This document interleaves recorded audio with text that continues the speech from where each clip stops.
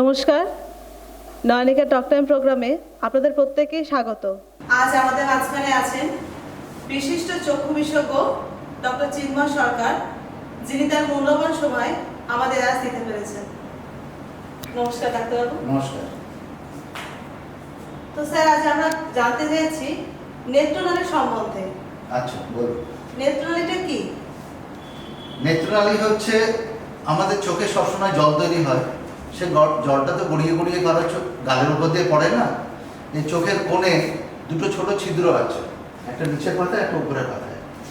এই ছিদ্র দুটোর থেকে ছোট ছোট নালী তৈরি হয়, যে নালীগুলো নাকে জেগে নামে। সে আমাদের চোখের জলটাকে নাকে নামিয়ে দেয়। এই সিস্টেমটাকে বলা হয় নেত্রনালী। আচ্ছা স্যার, আমরা প্রায় সবাই বলে থাকি যে চোখ দিয়ে জল পড়ছে বা অথবা আমাদের চোখ কেন ভিজে থাকে। আমাদের চোখের দুই কোণের উপরের অংশতে ল্যাক্রিমাল গ্ল্যান্ড বলে একটা গ্ল্যান্ড আছে। যেরকম আমাদের প্যারোটিড গ্ল্যান্ড আছে মুখে ছেদ তৈরি করে, ঠিক সেরকম ল্যাক্রিমাল গ্ল্যান্ডটা চোখের জল তৈরি করে। এই জলটা কি কাজ করে? এই জলটা আমাদের চোখের ভিতরে যেটা তৈরি হচ্ছে সেটা চোখটাকে সবসময় ধুয়ে পরিষ্কার রাখছে। আমাদের চোখের পাতাটা একটা ঝাড়ুর মতন কাজ করে, যেটা জলটাকে সবসময় পরিষ্কার করে ধুয়ে দিচ্ছে। এই জলটার আরও অনেক কাজ আছে। এটার মধ্যে লাইসোসাইম বলে একটা এনজাইম আছে, যে এনজাইমটা অ্যান্টিবায়োটিকের মতন কাজ করে। এটা একটা অ্যান্টিসেপটিক এজেন্ট, যেটা বাইরের থেকে যখন দূষিত জার্মস আমাদের চোখে এসে পড়ছে সেই জার্মসগুলোকে মেরে দিচ্ছে। আর একটা কাজ হচ্ছে যে আমাদের চোখের যে মণিটা আছে, কর্নিয়া, এই কর্নিয়াটা কাঁচের মতন পরিষ্কার। এবার কোনো কারণে যদি এই জলটা যদি আমাদের কমে যায়, এই স্বচ্ছতাটা থাকে না, তখন মানুষটা কম দেখতে শুরু করে, মানুষের চোখে একটা জ্বালা ভাব আসে। আচ্ছা স্যার, আমাদের চোখে যে জলটা থাকে এই জলটা কোথায় যায়? এই জলটা আপনাকে যেটা বললাম, যে আমাদের চোখের কোণে দুটো ছোট ছোট ছিদ্র আছে, ল্যাক্রিমাল পাংটাম বলা হয়। এই ল্যাক্রিমাল পাংটামের থেকে দুটো ছোট নালী তৈরি হয়ে একটা থলির মধ্যে জেগে পড়ে, এটাকে বলা হয় ল্যাক্রিমাল স্যাক। এই ল্যাক্রিমাল স্যাকের থেকে জলটা নেত্রনালী হয়ে নাকে নেমে যায়। নাকে নামতে নিঃশ্বাসে হাওয়াতে শুকিয়ে যায়, আমরা টেরই পাই না। আপনারা নিঃশ্বাস প্রশ্বাস নিচ্ছেন, আপনাদের চোখে এখন জল তৈরি হচ্ছে, আপনারা কি বুঝতে পারছেন নাকে জেগে জলটা নামছে? বুঝতেই পারছেন না। কেন? কেন কি নিঃশ্বাস প্রশ্বাসে হাওয়াতে এই জলটা শুকিয়ে যায়। আমরা তাহলে কখন বুঝতে পারবো? আমরা শুধু একটি সময় বুঝতে পারি, যখন আমরা কান্নাকাটি করি। কান্নাকাটি করার সময় অনেক জল তৈরি হয় চোখে। এই জলটা নেত্রনালী দিয়ে টপটপ করে নাকে জেগে পড়ে, যেটা তক্ষুনি শোকাতে পারে না। তারই জন্য কান্নাকাটি করার সময় আমরা দেখবেন নাক টানি, নাক মুছি, নাকে জল আসে। এটা নাকের জল না, এটা চোখেরই জল, যেটা নাকে জেগে পড়ছে। স্যার, আমাদের চোখ দিয়ে যে জলটা পড়ে, এই জল পড়ার কারণটা কি? চোখ দিয়ে জল পড়ার কারণ দুটি। একটা হচ্ছে খুব বেশি জল তৈরি হচ্ছে, প্রয়োজনের বেশি যেটা জল তৈরি হচ্ছে, তাহলে এটা গড়িয়ে পড়বে। আর একটা হচ্ছে জলটা ড্রেন হতে পারছে না। এবার জলটা কখন বেশি তৈরি হয়? আমরা যখন খুব ইমোশনাল হয়ে যাই, আমরা কান্নাকাটি করছি, দুঃখ, হাসি, খুশি, এই সময় আমাদের চোখের ল্যাক্রিমাল গ্ল্যান্ডে জলটা একটু বেশি তৈরি হয় তখন। বা চোখে যদি কিছু পড়ে, ধরুন ধোঁয়া লাগলো চোখে, কিছু জিনিস যেটা জ্বালা করছে, চোখে ধুলোবালি পড়লে খচখচ করে, তখন যেই আমাদের চোখে জলটা একটু বেশি তৈরি হয়। আর দ্বিতীয় কারণ হচ্ছে যে জলটা নেত্রনালী দিয়ে নামতে পারছে না। কেন নামতে পারছে না? আমাদের নেত্রনালীটা কোথাও না কোথাও বন্ধ হয়ে গেছে। এই বন্ধ হয়ে যাওয়ার কারণে জলটা ঠিক তৈরি হচ্ছে, তবে জলটা নাকে নামতে পারছে না। তখন যে জলটা ছাপিয়ে চোখ দিয়ে পড়ে, এটাকেই আমরা বলি যে চোখ দিয়ে জল পড়া রোগ। তাহলে এই যে নেত্রনালী বলছে, নেত্রনালী বন্ধ হওয়ার কারণটা কি? কেন আমাদের নেত্রনালী বন্ধ হয়? নেত্রনালী মূল দুটো কারণে বন্ধ হতে পারে। একটা হচ্ছে যেটা খুব সাধারণ দেখা যায়, আমরা দেখেছি প্রায় 100 জনের মধ্যে 10টা বাচ্চা মধ্যে চোখে জল পড়া থাকে। এবার আপনাদেরকে একটা কথা বলি, নেত্রনালীটা তৈরি হয় কীভাবে? নেত্রনালী যখন শিশুটা মায়ের পেটে থাকে সেই সময় তৈরি হয়। নাকের দিক থেকে একটা পাতলা টিউবের মতন উপরের দিকে ওঠে, আর চোখের দিক থেকে একটা পাতলা টিউব নিচের দিকে নামে। এই দুটো একটা জায়গায় জয়েন্ট হয়ে পুরো নেত্রনালীটা তৈরি হয়ে যায়।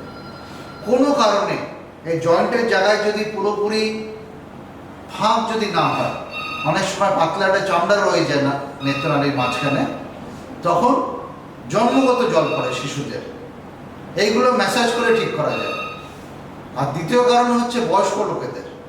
বয়স্ক লোকেদের জল পড়ার কারণ হচ্ছে কোনো রকমের ইনফেকশন হওয়া।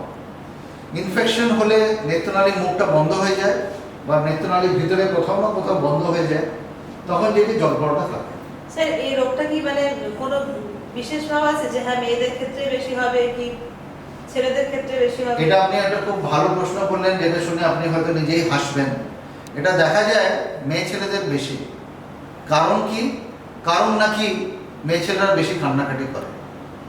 এবার এটা এর কোনো কারণ বোঝা যায়নি। মেয়ে ছেলেদের বেশি কান্নাকাটি করার জন্য হয়তো এটা হতে পারে, বেটা ছেলেদের দেখা যায় তবে কম।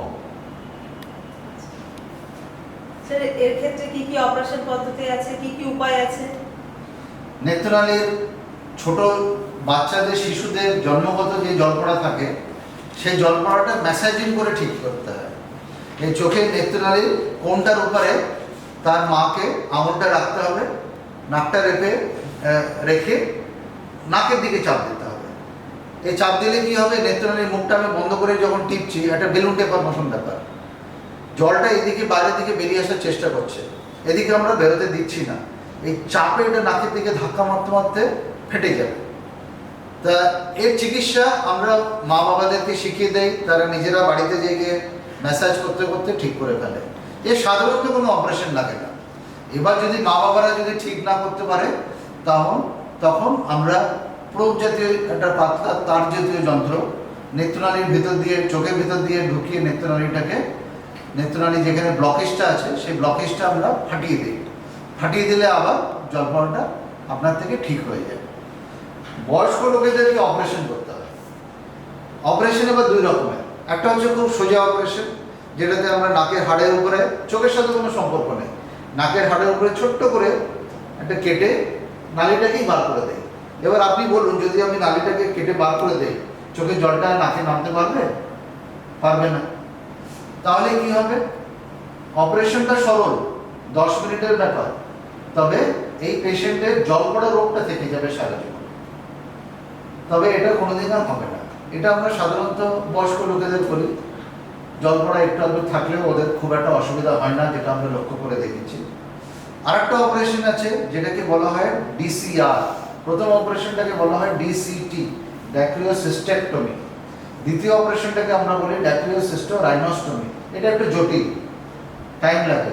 প্রথম অপারেশনটা আমি বলেছিলাম 10-12 মিনিটের ব্যাপার, দ্বিতীয় অপারেশনটা প্রায় 1 ঘন্টার উপরে লেগে যায়।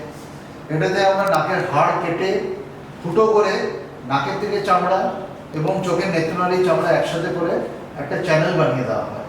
এই চ্যানেলটা দিয়ে চোখের জলটা নাকে নামতে পারে। ডিসিআর করলে এই পেশেন্টদের জল পড়ার সমস্যাটা থাকে না, তারা জল পড়া বিহীন থাকতে পারে বাকি জীবনটা সাধারণত। অপারেশন করার পর প্রাথমিক যে সমস্যাগুলো প্রথম থেকে থেকে যাচ্ছে, সেগুলো কি আবার কি পরে হতে পারে?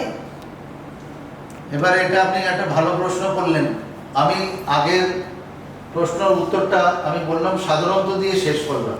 কেন বললাম সাধারণত জল পড়া থাকে না?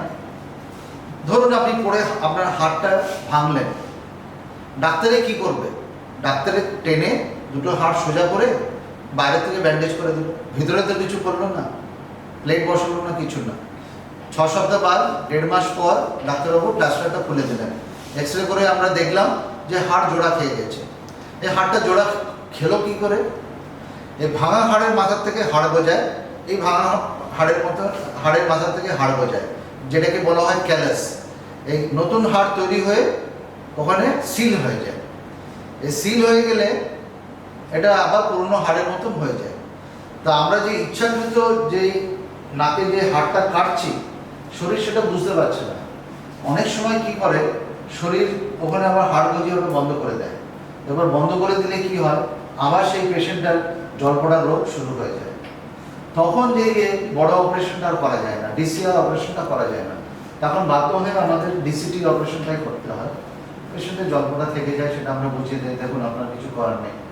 এইগুলো কিছু প্রাকৃতিক নিয়ম, যেগুলো আমরা কোনোদিন ভাঙতে আচ্ছা পারবো স্যার, এই পুনরায় যে হার বৃদ্ধিটা হয় এটা কেন হয়? এটা আমি আপনাকে বললাম বৃদ্ধি পায়। যে এটা আমরা আমাদের হাড় ভেঙে গেলে এটা একটা শরীরের একটা নিয়ম যে সেই জায়গাটাকে একটা রিপেয়ার করা, সংশোধন করা জায়গাটাকে। এই রিপেয়ারিং এর জন্য আবার হাড় বুঝিয়ে বন্ধ হয়ে যাওয়ার কারণে আবার জল পড়ে। আচ্ছা, আপনি যেটা বললেন ডিসিআর পদ্ধতি, এর জন্য কি ডিসিআর পদ্ধতিটা বলছে সেটা কি ব্যর্থ হয়ে যায়? সেটা কি ডিসিআর পদ্ধতিটা ব্যর্থ হয়ে যায় একভাবে চিন্তা ভাবনা করলে অবশ্যই। হ্যাঁ, পেশেন্ট আবার জল নিয়ে পিছুটি নিয়ে আসবে, পেশেন্ট জিজ্ঞেস করবে তাহলে আমার এই রোগটা আবার কেন হলো, যেটার জন্য ডিসিআর অপারেশন করার আগে আমরা পেশেন্টকে বারবার বলে দিই যে এটা কিন্তু হওয়ার একটা সম্ভাবনা থেকে যাচ্ছে, জল পড়াটা আপনার আবার চলে আসতে পারে, তখন কিন্তু আবার আপনাকে ছোট অপারেশনটাই করতে হবে। ডাক্তার, আপনাকে অসংখ্য ধন্যবাদ। আপনি আপনার মূল্যবান সময় আজ আমাদের দিলেন। আশা করি দর্শক বন্ধু আপনারা যা দেখেছেন আপনাদের এই বিষয়টা খুবই কাজে লাগবে, কারণ আপনাদের প্রত্যেকের বাড়িতে বাচ্চা ছেলেদের প্রায় চোখ দিয়ে জল পড়ে। সেক্ষেত্রেও আমাদের এই তথ্যগুলো কাজে লাগবে। বয়স্ক মানুষ যারা আছেন প্রত্যেকেরই এই বিষয়টা খুবই কাজে লাগবে। ধন্যবাদ।